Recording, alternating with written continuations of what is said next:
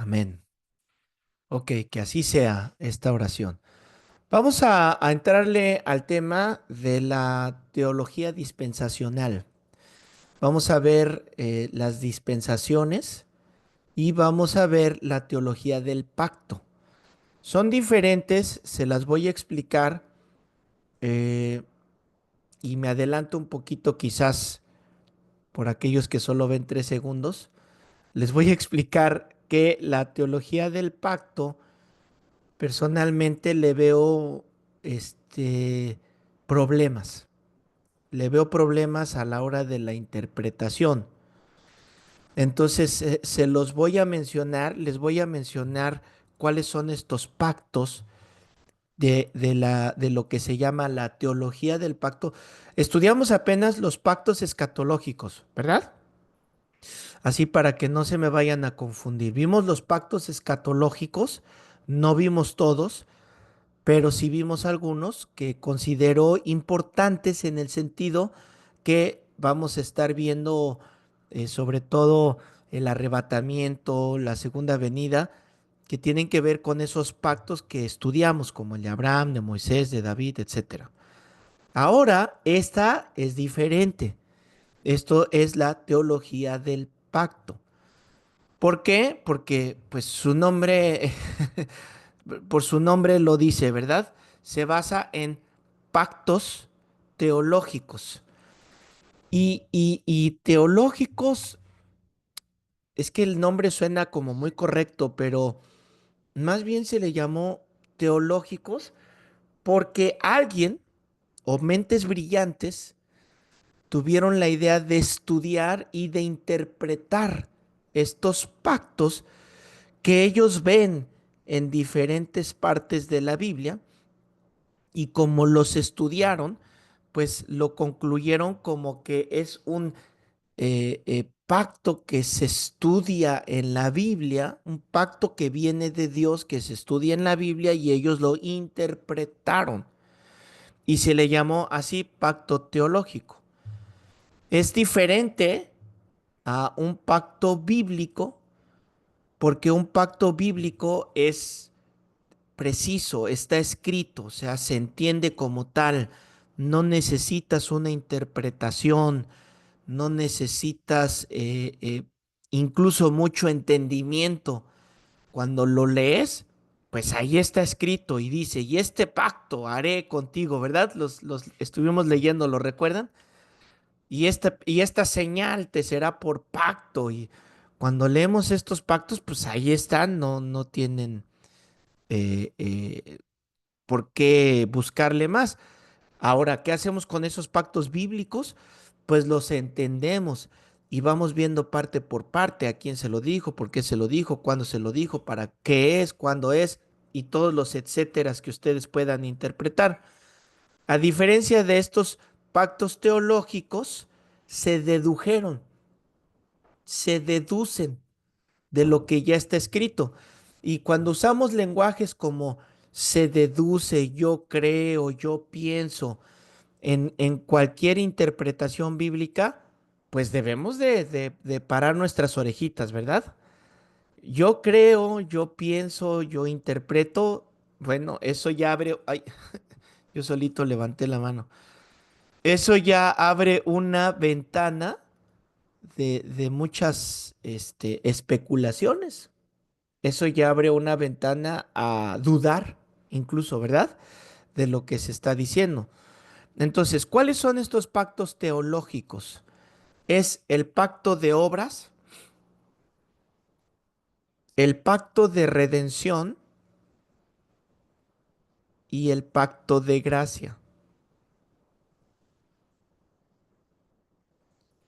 Pacto de obras, pacto de redención y pacto de gracia. Y fíjense, desde el principio ya tiene algunos detallitos porque los mismos teólogos pues no se ponen de acuerdo entre si son tres o si son dos, ¿no? O sea, la redención y la gracia entran en uno solo, o la redención y las obras entran en uno. Entonces, desde ahí ya hay conflictos de estos pactos, si son dos o si son tres. Vamos a ver un poco sobre estos pactos porque son de alguna manera obvios, fáciles de entender para ustedes. Yo sé que van a ser fáciles de entender. Lo que lo hace difícil es cuando ya nos metemos a todas las escrituras y a las interpretaciones, ¿no? Vamos a ver el pacto de la redención. Nos dice que en la eternidad pasada, no se sabe exactamente cuándo, pues Dios ya había determinado lo que iba a pasar, ya sabía lo que iba a pasar con Adán y con Eva, así que planeó en el Consejo Celestial, o sea, la Trinidad, el Padre, el Hijo y el Espíritu Santo, lo que iba a pasar con la humanidad y el pacto para redimirlos. Por eso se le llama el pacto de la redención y el pacto de las obras, o sea, lo que los humanos debíamos hacer, y el pacto de la gracia. Ahí fue donde se planeó todo esto. Tito capítulo 1, versículo 2. Les estoy leyendo algunos versículos claves, que es donde hay esa base de por qué pensar lo que se piensa, ¿no? Tito 1:2 dice así: en la esperanza de la vida eterna, fíjense, aquí es donde se basan, ¿verdad? De que en esa eternidad pasada, en esa esperanza de la vida eterna, la cual Dios, que no miente, prometió desde antes del tiempo, antes del principio de los siglos. Entonces se basa en este en este verso, ¿verdad? Que ahí es donde se hizo este pacto. Y bueno, vamos a ver, viene el pacto de las obras.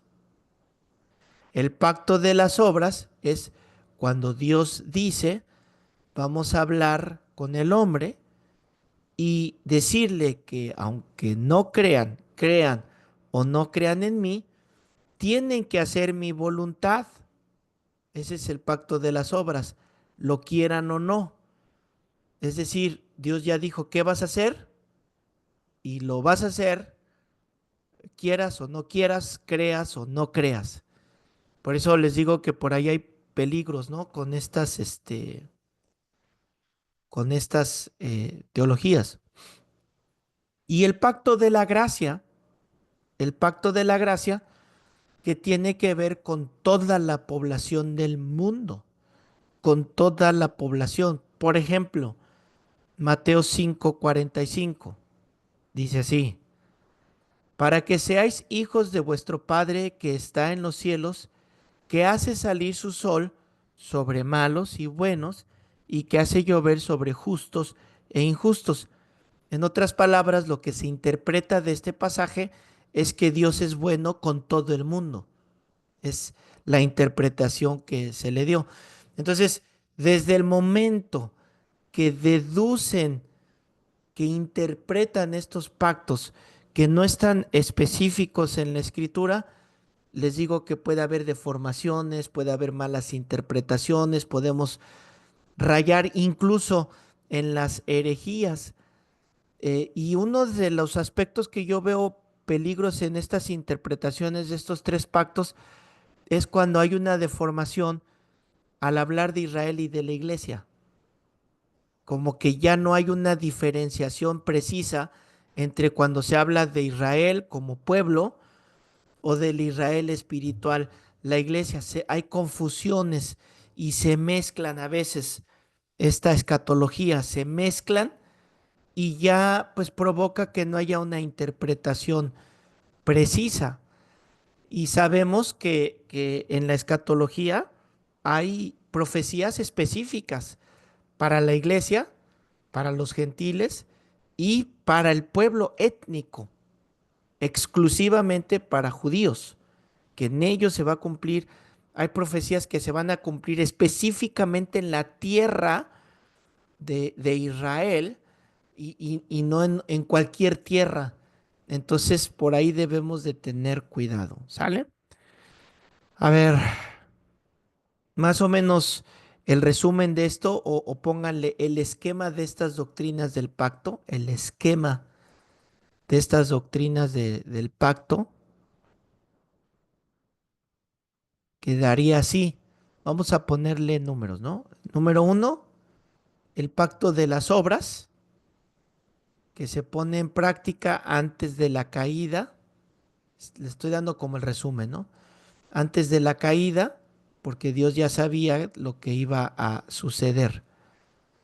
Y sujeta a Adán, ya estaba sujeto a comer de ese árbol y pecar. Número dos, el pacto de gracia, que es para todo el mundo, y este entra en acción después de la caída. Es decir, que a pesar del pecado, Dios sigue mandando lluvia, los amaneceres, el sol, etcétera. Y número tres, el pacto de la redención, que también se pone en práctica después de la caída. ¿Cuáles son los problemas de esta teología? Pues que esta teología tiende a espiritualizar o, en otras palabras, a alegorizar las escrituras.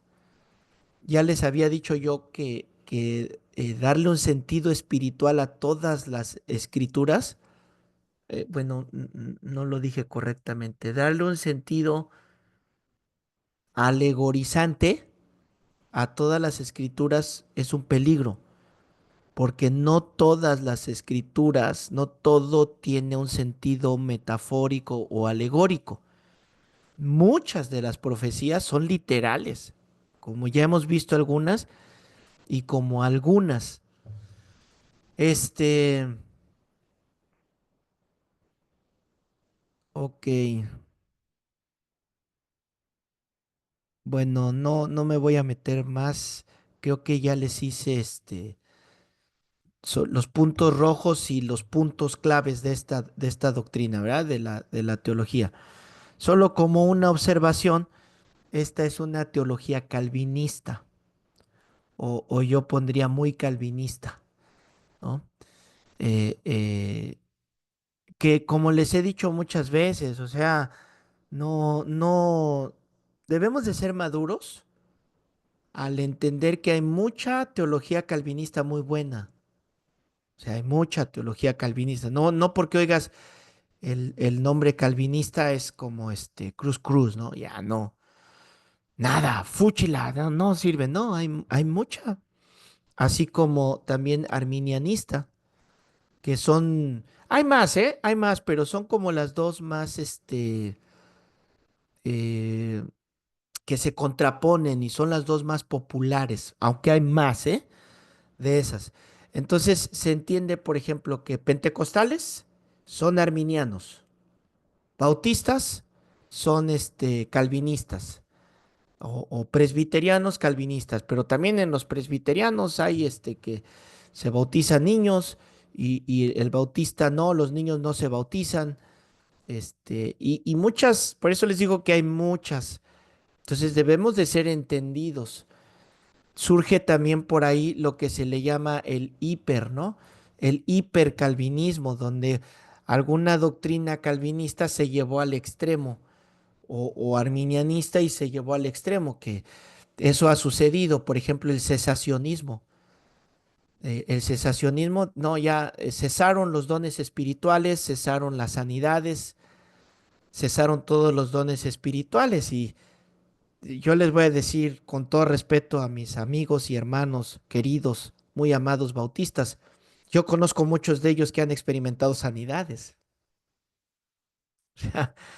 Entonces, cuando confronto y les digo, entonces si hay o no hay, bueno, y ya surgió otra corriente, ¿no?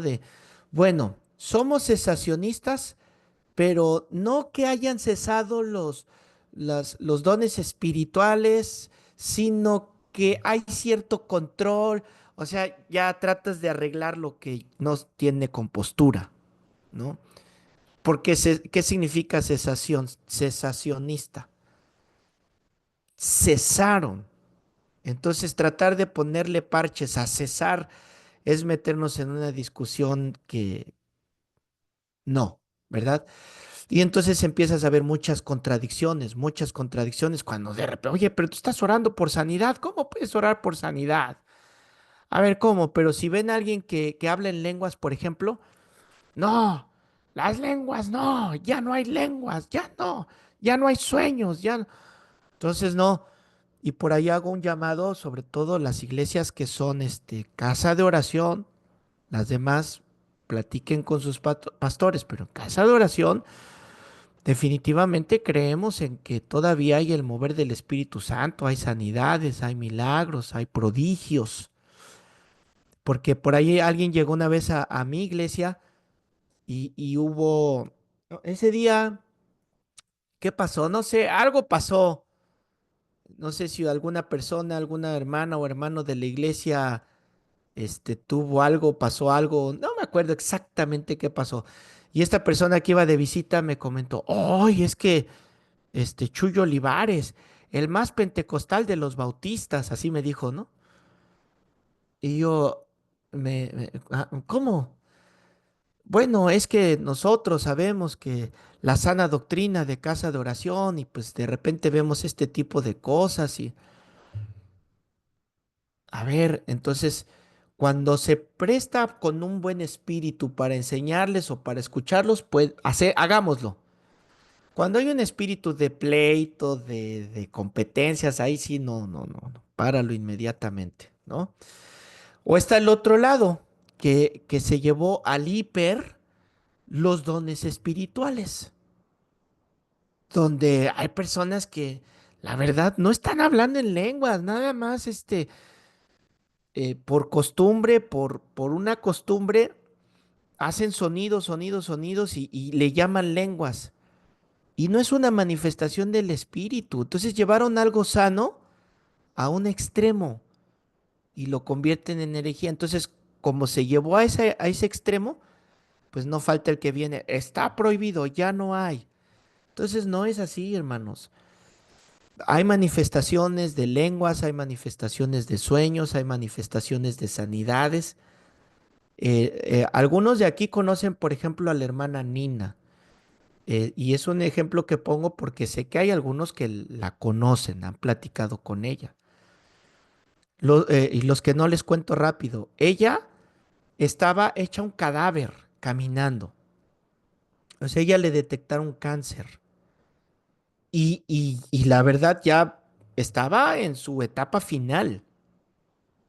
Un cáncer durísimo, agresivo. Y ya ven que cuando da esa enfermedad, la persona empieza a hacerse calavérica, ¿no? O sea, ella ya estaba en esa etapa, ya se veía así. Y los doctores, todos los doctores decían, pues pon en orden tu casa y despídete y a la familia despídanse, etcétera, ¿no? Pero platicamos y ella me decía, pastor, yo confío en Dios y yo sé que Él va a hacer y si Él me quiere sanar, yo le pido que me sane, eran sus palabras, yo le pido que me sane. Y si me sana, gloria a Dios, y si no me sana, también, pero mi oración, entonces yo me acuerdo que hablábamos la familia y les dije, pues vamos a pedirle a Dios sanidad. Y oramos la iglesia, pasó al frente y oramos la iglesia y Señor, te rogamos sanidad.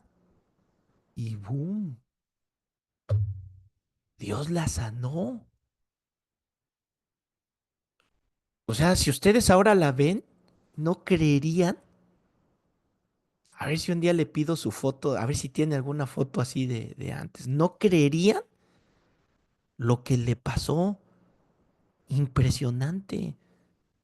Entonces, ¿hay o no hay?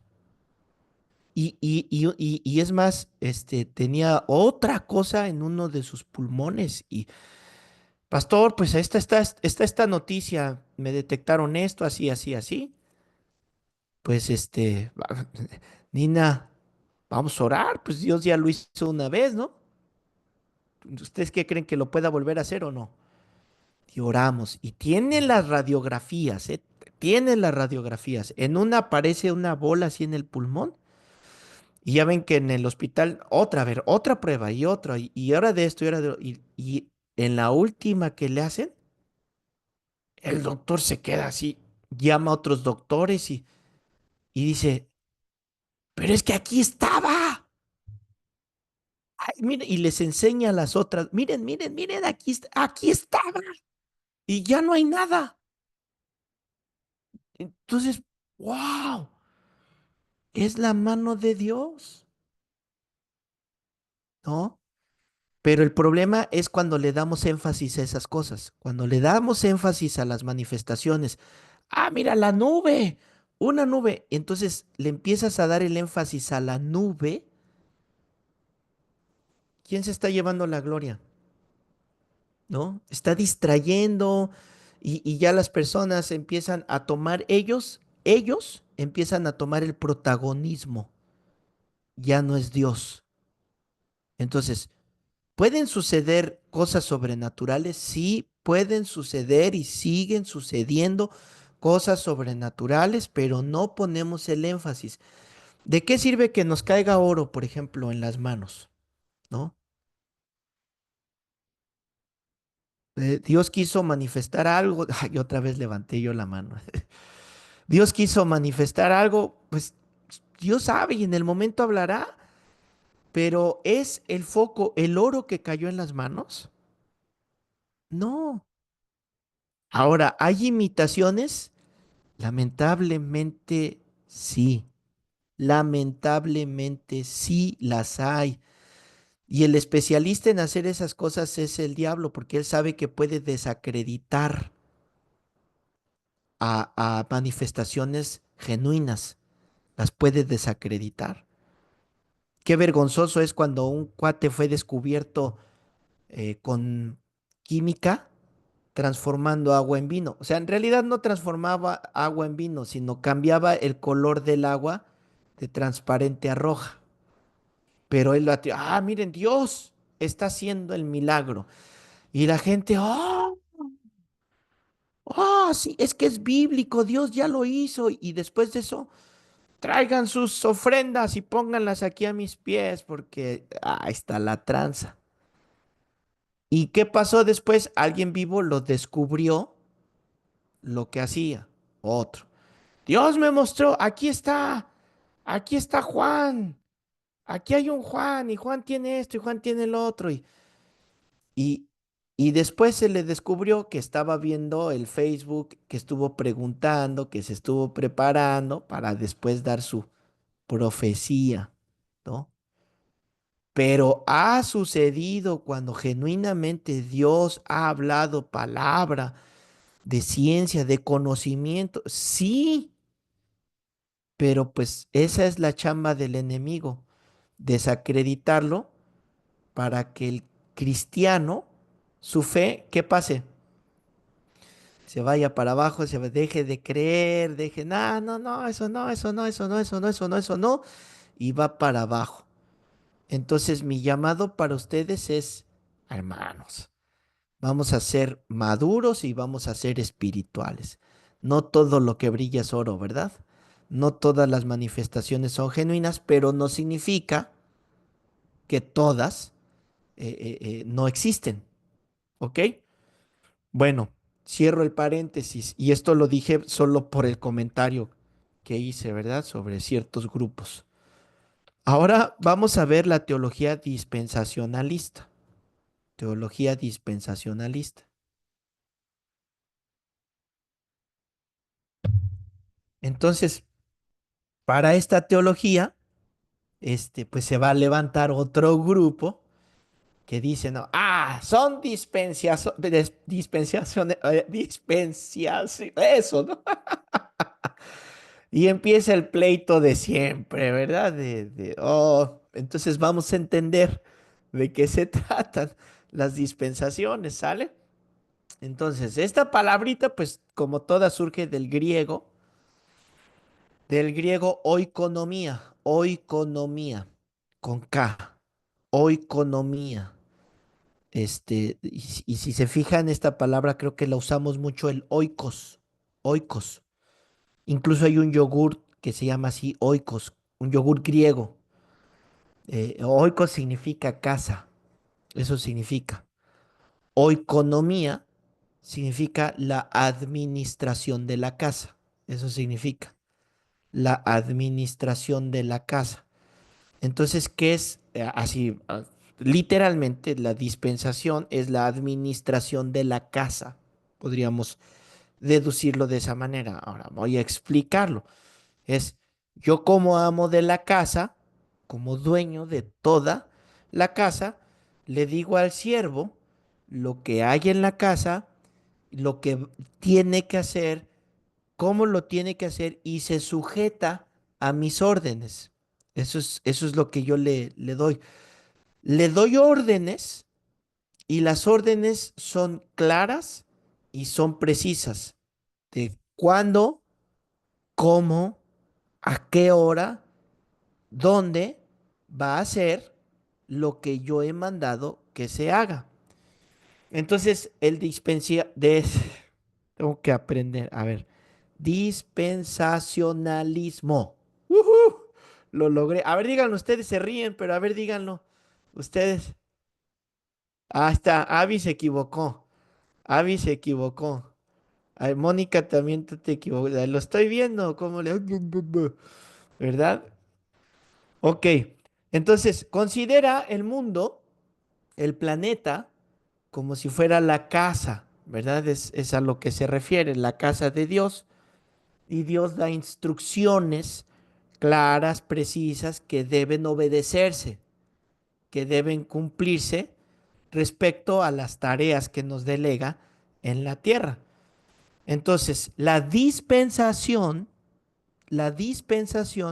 se refiere, escríbanlo por favor, se refiere a un tiempo en el que Dios trata con la humanidad de ciertas maneras. Un tiempo en el que Dios trata con la humanidad de ciertas maneras. Entonces hay una dispensación, luego acaba esa dispensación, viene otra dispensación, otro lapso de tiempo, termina ese lapso y viene otra dispensación, otro lapso de tiempo. A eso se refiere. Por ejemplo, cuando trató con Adán y con Eva, ¿se recuerdan el trato que tuvo con ellos? Fue una dispensación, fue un tiempo. Después viene Noé, ¿se recuerdan? Con el juicio viene otra dispensación. Luego Moisés con la ley es otra dispensación, es otro periodo. A eso se refiere con las dispensaciones, ¿verdad? Esto de dispensación no es algo que nos inventemos, sino es algo que está escrito. Vamos a verlo en Efesios, Efesios 1, 9 y 10. Alguien, por favor, que lo lea, Efesios 1, 9 y 10.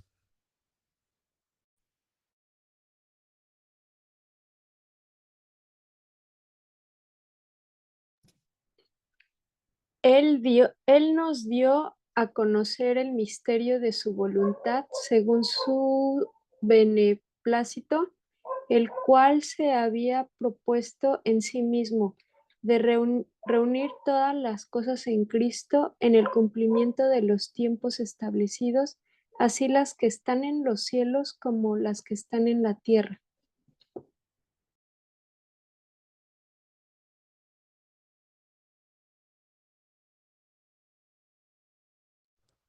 Perdón, estoy hablando y no se escucha, ¿verdad? Esa palabra esa frase que leyó Adriana de se me borró los tiempos escritos en el versículo 10 como decía, reunir todas las cosas en Cristo en los tiempos descritos. Creo que estás leyendo la versión 90, me parece Reina Valera 90, ¿no? Algo así. En la Sí. 60, que es más antigua, dice en la dispensación del cumplimiento de los tiempos. ¿Sí ven? Entonces, todas las promesas se cumplen cuando Cristo venga. Por ejemplo, somos salvos, ¿no? Ya somos salvos, pero seguimos en estos mismos cuerpos. ¿Cómo es que ya se va a cumplir si soy salvo, si la glorificación, la salvación ya me la dio el Señor, pero yo sigo en este cuerpo de carne, sigo atado al pecado de este cuerpo.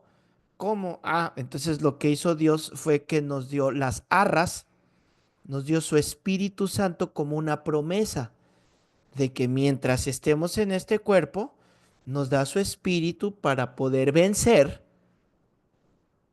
lo que la carne pide, ¿verdad? Efesios 3, 2, vean lo que dice.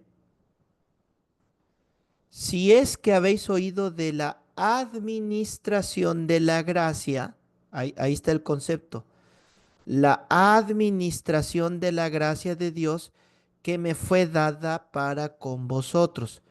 ¿Se recuerdan qué significa, qué dijimos que significaba dispensación? La administración, ¿no?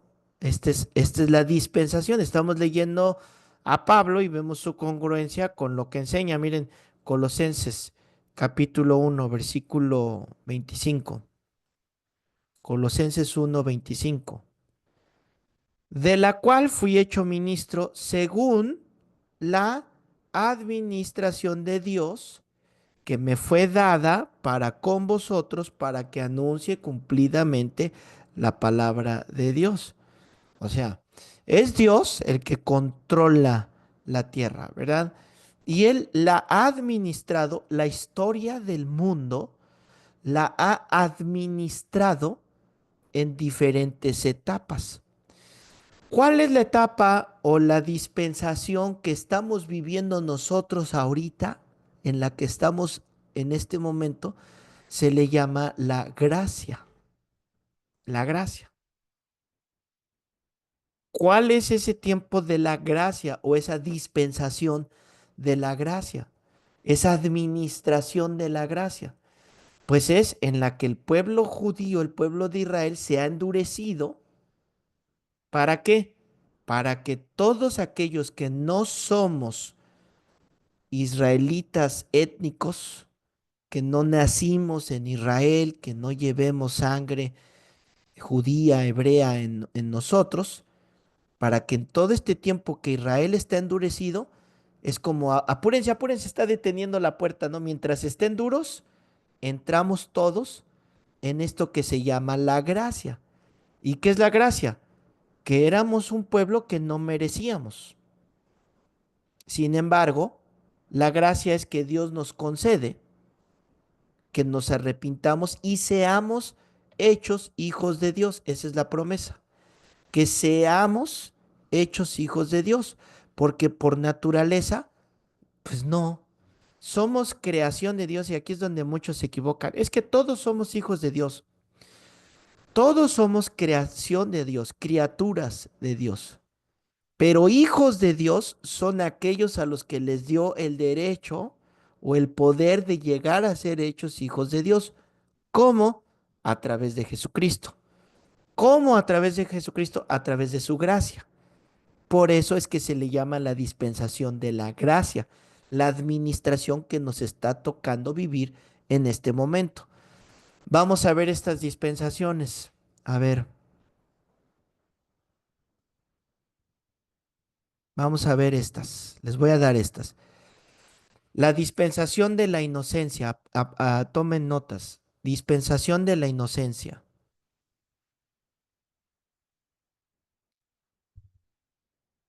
Y como todas las cosas, ¿eh? Habrá quien encuentre esto con diferentes nombres, quizás, o pequeños cambios, que es todo semántica. El punto es el mismo. ¿Cuál es esta dispensación de la inocencia? Pues desde la creación hasta la caída de Adán y de Eva. ¿Cuál es esa administración o cuál es esa dispensación? Pues cuando había la inocencia.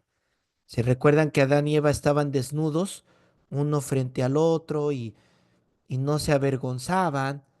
¿Por qué no se avergonzaban? Porque eran inocentes, no había malicia, no había pecado. ¿Cómo lo entendemos? Tú pon a dos niños chiquitos encueraditos ahí, luego los ponen en la playa, ¿no? Ahí andan los chavitos encueraditos y estos andan como si nada, ¿sí o no? ¿Por qué? Porque son inocentes, no, no hay malicia en ellos. Sin embargo, ya más creciditos, se les desarrolla una conciencia de, no, no, me van a ver. Solitos, ¿eh? Solitos lo desarrollan. Entonces ahí es cuando me preguntan a mí, pastor, ¿cuándo es el momento para bautizarse? No hay una edad, no hay una edad.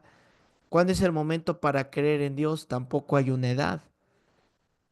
Pero yo veo por la escritura que hay un tiempo de inocencia donde los bebés, los pequeñitos, sí cometen pecados, pero son pecados en esa inocencia.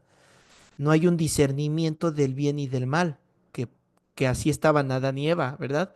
Hasta que pecaron, vino el conocimiento del bien y del mal. Entonces con los niños pasa lo mismo. Si tú tienes hijos, pues llévalos a Cristo, ¿eh? O sea, llévalos a Cristo, no porque vayan contigo a la iglesia y se sepan todos los cantos, no.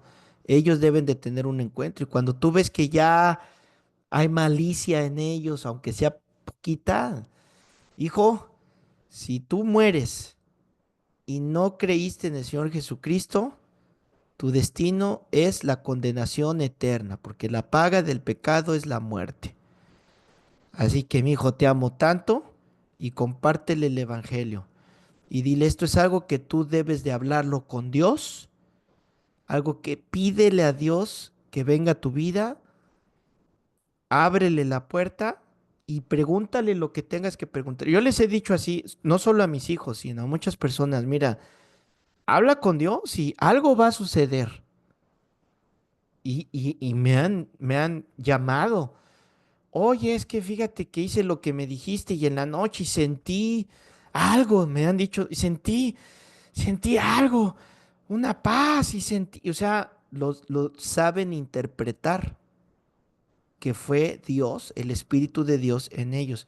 Incluso aquí en el IBCO, si alguno de ustedes está muy estudioso y porque su pareja o sus papás o tú querías tener conocimiento, pues los de National Geographic, los de History Channel tienen un montón de conocimiento y sin embargo, cada cosa que oyes que dicen que no han creído en el Señor Jesucristo. ¿Cuánto conocimiento crees que tengan los demonios que han vivido durante siglos y siglos y siglos? O sea, tienen un conocimiento impresionante, la verdad, y no son salvos. ¿Ok? Siguiente, dispensación de la conciencia. Dispensación de la conciencia. A ver, échense un traguito de agua bien fría.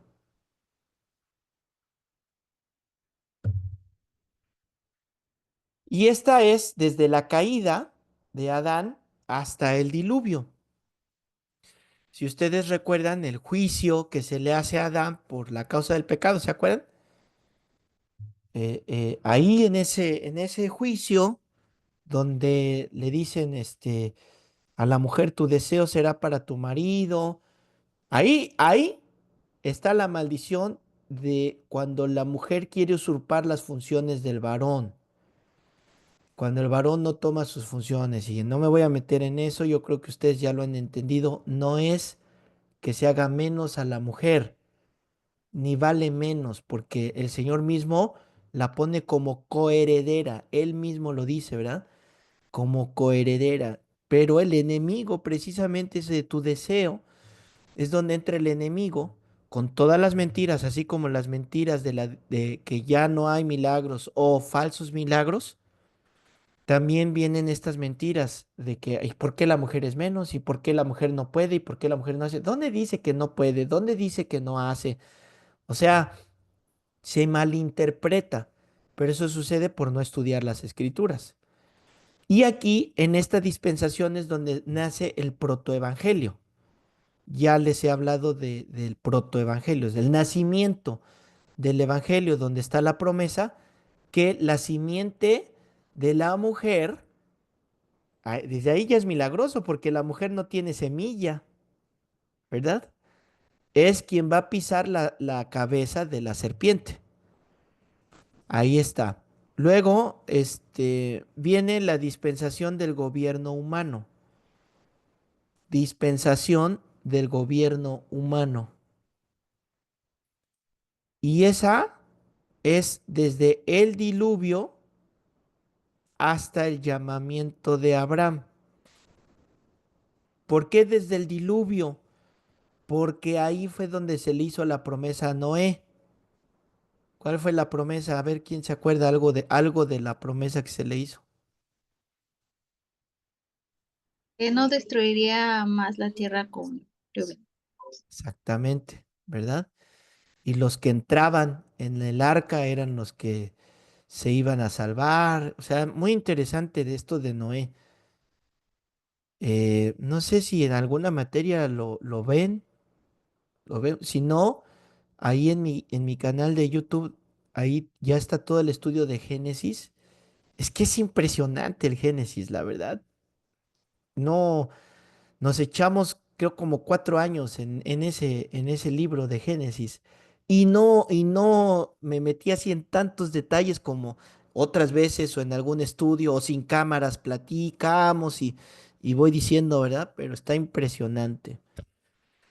Ok, luego viene la dispensación de la promesa.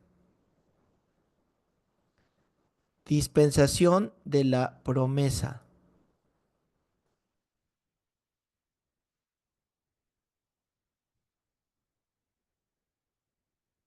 Es desde el diluvio, Mabel, hasta el llamamiento de Abraham.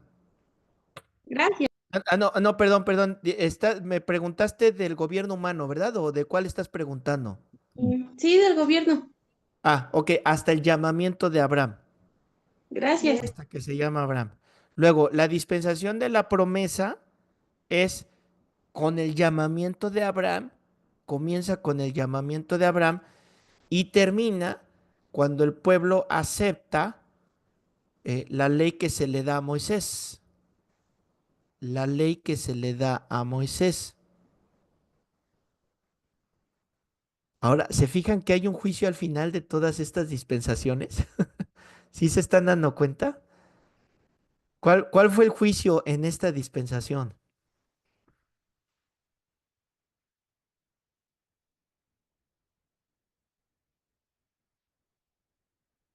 A ver,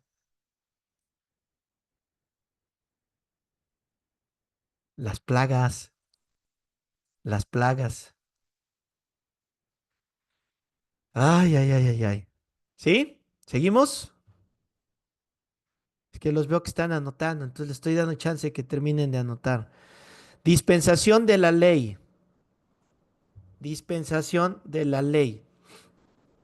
Se promulga la ley, se acepta. ¿Se acuerdan que fueron al monte y estaban todos temblando y el pecado que habían cometido? Ahora, esta ley, aunque es ley, no fue una imposición, sino que el pueblo estuvo de acuerdo cuando se les presentó.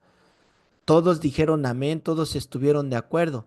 Y esta viene hasta la muerte y resurrección de Cristo. Desde la ley, toda la ley, hasta la muerte y resurrección de Cristo. Cuando entrega el cuerpo, ¿se acuerdan? Y se rasga el velo. Y se rasga el velo de arriba para abajo. Un velo que rasgarse no era natural que se rasgara. Si ustedes estudian el grosor del velo, los materiales de los que estaba hecho y la altura no era algo ni por abajo, ¿eh? Así que, no, pues es que no, o sea, ni por abajo, pero todavía sobrenatural que se parte el velo y de arriba, ¿no? O sea, todavía es más impresionante. ¿Y qué representaba ese rasgadura del velo? El acceso, ya no a través de la ley, sino a través del cuerpo de Cristo, de la muerte de Cristo, ¿verdad? ¿Y cuál fue el juicio en esta dispensación? A ver, esta está interesante. ¿Cuál fue el juicio en esta dispensación? Esta está buena, esta está capciosa quizás.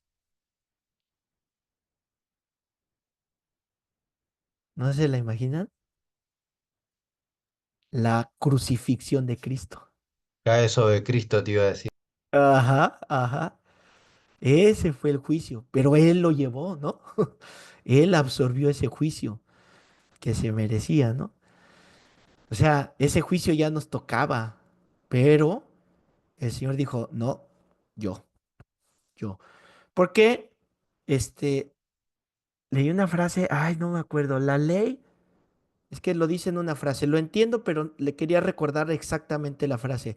La ley me dice en qué fallé y la gracia me dice la cura, algo así. La voy a investigar esa frase que se me hizo muy puntual. Bueno, por ahí la apunté. Pero, ¿por qué? Porque si siguiéramos en esa dispensación de la ley, ¿cuántos prendieron la luz en el Shabbat? ¿Cuántos prendieron el apagador de su casa en el Shabbat? Ya desde ahí ya la rompimos, ¡pum! Muerte, ¿no? O ¿cuántos cargaron el peso de 3 aguacates en el Shabbat? Ya, pecamos, muerte. O sea, era imposible, la verdad, imposible. Luego viene la dispensación de la iglesia. Dispensación de la iglesia. O la conocemos como la gracia, el tiempo de la gracia o la dispensación de la gracia. Aunque lo más preciso, o sea, lo más preciso es decir, la iglesia. Eso es con más precisión. Pero como les he dicho, entendemos cuando se habla de la... No sean que cuelen el mosquito, ¿verdad? Ah, dijo la gracia y no dijo la iglesia y no es preciso. Y ese maestro pelón que... No, no, no, no, no cuelen el mosquito. Entendámoslo. ¿Verdad? Entonces, va de este tiempo, ¿verdad? Cuando se nos da el acceso empieza en la resurrección de Cristo y termina en su segunda venida. Termina en su segunda venida. O también algo importante que sucede, a ver, ¿cuál sería el juicio en esta dispensación? Tiene un nombre de película. El arrebatamiento, ¿no? No, porque el arrebatamiento no es juicio para nosotros, o sea, nosotros nos vamos. Pero ¿qué sucede? Sería la La La tribulación. destrucción. guerra del La gran Armagedón. tribulación. Toda la tribulación, el Armagedón, precisamente. Ahí viene el juicio. Ese es el juicio en esta dispensación. Y pues viene gruesísimo, ¿no? O sea, lo vamos a estudiar, Pa- vamos a ver. Sí, Pastor, esta dígame. dispensación no sería hasta las... Bueno, tiene que ver con la... Está bien, no dije nada. Creo que saber por dónde vas. Es que también ahí hay una imprecisión entre el arrebatamiento y la segunda venida, ¿verdad? Hay quien confunde esos dos eventos, el arrebatamiento y la segunda venida. Entonces, me adelanto en las clases. Primero es el arrebatamiento y después la segunda venida. En la segunda venida, cuando nosotros ya no estamos, cuando somos quitados, porque el juicio no es para los hijos, ya hablé de quiénes son los hijos, entonces viene este juicio, ¿verdad? De guerra, de destrucción, etcétera, etcétera. Y dispensación, la última dispensación, que es la dispensación del reino milenial. Dispensación del reino milenial.